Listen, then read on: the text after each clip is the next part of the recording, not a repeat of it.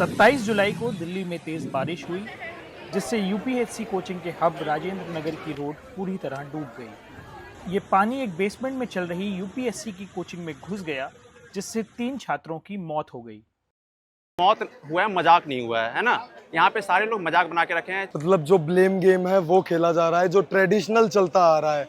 4 मंत्री आते हैं, एमसीडी के कोई आते हैं, एक वो सेंट्रल स्टेट के बीच में कोऑर्डिनेशन नहीं है, जिसकी वजह से यहाँ के आम लोग को फंसना पड़ता है। टोटल वटाबाउटरी हो रही है। कभी दिल्ली सरकार केंद्र पे आरोप लगा रही है, केंद्र इन पे लगा रही है। इस सोसाइटी को एक स्केपगोट की जरूरत होती है, जो कि एक इजी स्केपगोट मिल जाए। कल को हम हो सकता है भगवान इंद्र पे आरोप लगा दें कि वो बारिश न कराए होते तो कोचिंग के सेंटर के अंदर पानी ही नहीं गई होती।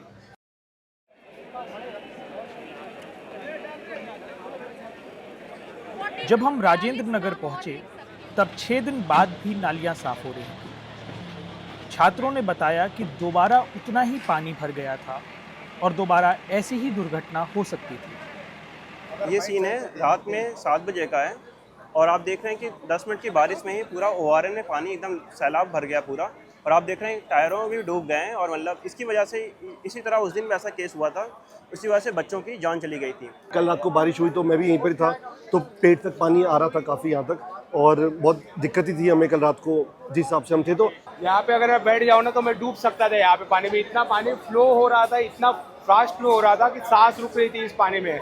यहाँ पे पूरा पानी जमा हो गया था। अगर एमसीडी ने पहले ही ये सब कचरा गंदगी साफ की होती यहाँ पे तो पानी जमा नहीं हुआ होता। अब सफाई कराई जा रही है, सरकार के कान पे जू रहेगा। अभी पीछे सर वही चल रही है जो 8, 10, 20 सालों की नाकामी है सरकार की, वही छुपाना चाहती है।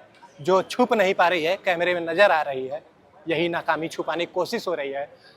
हर बार की तरह सोशल मीडिया पर आउटरीच हुआ। दिल्ली सरकार और केंद्र सरकार एक दूसरे पर इल्जाम लगाने में जुट गई। बहुत दुख से मुझे कहना पड़ता है कि दिल्ली सरकार की लापरवाही, यहाँ तक कि आपराधिक लापरवाही के कारण इन बच्चों ने अपनी जान गंवा दी। भारतीय जनता पार्टी की केंद्र सरकार, भारतीय जनता पार्टी के सारे सातों के सातों सांसद, भारतीय जनता पार्टी के लेफ्टिनेंट गवर्नर जब इसी दिल्ली के बॉर्डर पे मयूर विहार फेज 3 और खोड़ा कॉलोनी के बीच में डीडीए के नाले को खुला छोड़ने की लापरवाही की वजह से एक मां और एक बच्चे की जान जाती है, भाजपा को कुछ नहीं दिखाई देता, फिर वो काला चश्मा पहन लेती है। घटना से पहले वहां से गुजर रही एक फोर्स गुरखा गाड़ी की वीडियो वायरल हुई। कहा गया कि इन मौतों का दोषी उस फोर्स गुरखा एसयूवी का ड्राइवर मनोज कठोरिया है। उसने मस्तीखोरी के लिए पानी में गाड़ी चलाई, जिससे कोचिंग का गेट टूट गया। उसको गैर इरादतन हत्या के इल्जाम में गिरफ्तार कर लिया गया। जो आदमी रोड पे चल रहा है, अब उसके गाड़ी रोड बना है गाड़ी चलाने के लिए, वो चलाएगा। उसके वजह से वो बोल रहे हैं इंसिडेंट हुआ है, जो कि सरासर गलत है। जो थार वाला तो बेचारा अपना चला गया यहाँ से, उसको थोड़ी पता था कि अगर मैं चले जाऊंगा यहाँ से तो पानी इधर उधर बह जाएगा करके। अगर एमसीडी आई होती, पहले से ऐसा साफ किया होता तो ऐसा कुछ नहीं हुआ होता। गाड़ी चलाना हमारा मतलब आर्टिकल 21 में है, रोड हमारे पब्लिक गुड्स में आती है, तो उस समय बारिश है तो गाड़ी स्पीड में ही चलाना पड़ेगा, क्योंकि गाड़ी रुक जाएगी बीच में। तो उसने स्पीड में लेके गया, पर उस समय मतलब अचानक ऐसा ही हुआ कि मतलब वेव्स क्रिएट हुई इसकी वजह से और वो ब्रेक हो गया। ठीक है, ज़्यादा से रैश ड्राइविंग का उस पर केस बन सकता है, इससे ज़्यादा उस पर क्या केस बनेगा? उसकी कोई वैसे गलती तो, उसका कोई इंटेंशन तो था नहीं कि हाँ उसकी वजह से मतलब आप मौत कर रहे हैं, उसकी कोई गलती ही नहीं है। वो तो बिना मतलब का नहीं होता है कि बलि के बकरी को पकड़ के यहाँ रख दिया। अगर मैं ही खुद ड्राइव कर रहा होता मैं तो निकलूंगा ना गाड़ी में से। मेरी गाड़ी है, रोड है, पानी भरा है तो कोई दिक्कत नहीं, मैं तो निकलूंगा।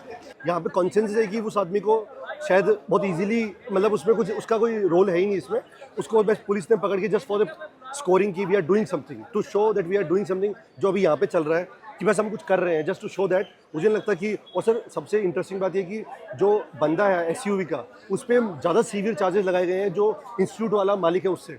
आप सोचिए एफआईआर के अंदर जो सेक्शंस है वो एसयूवी चालक पे ज़्यादा हैवी है, उसको नॉन बेलेबल ऑफेंस में डाला गया है, और जो इनको किया गया है वो बेलेबल ऑफेंस में किया गया है। So there is a clear discrimination और इजी स्केपगोटिंग है, और जिसका पैसा होगा sir, and rest we all know how things work.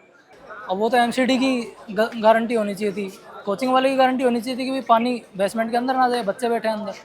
और जो परमिशन थी बेसमेंट की, वो लाइब्रेरी की थी, उसमें बच्चे बैठा के रखे हैं, बच्चे को पढ़ा रहे हैं, तो वो तो गलत बात है। गलत नहीं, इलीगल चीज़ है, उस पर कार्रवाई होनी चाहिए। बात छुपाने के लिए एमसीडी के जो असिस्टेंट कमिश्नर हैं, जो कमिश्नर हैं, उनको इस्तीफा देना चाहिए। आप एसयूवी वाले से आप कर रहे हैं। इस पर हाईकोर्ट ने भी टिप्पणी करते हुए दिल्ली पुलिस की कार्रवाई पर सवाल खड़े किए हैं।